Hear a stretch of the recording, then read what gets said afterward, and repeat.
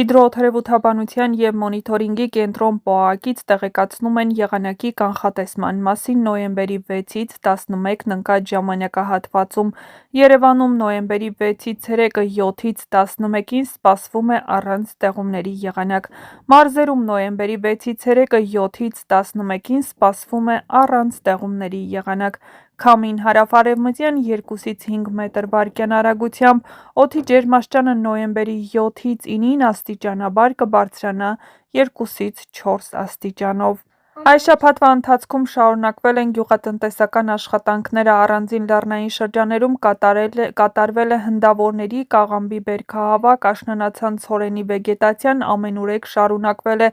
Առանձին լեռնային շրջաներում աշնանացան ցորենը թփակալել է, տեղ-տեղ առաջացել են հանգուցային արմատները, մնացած շրջաններում այն գտնվել է երրորդ տերևի և ծիլերի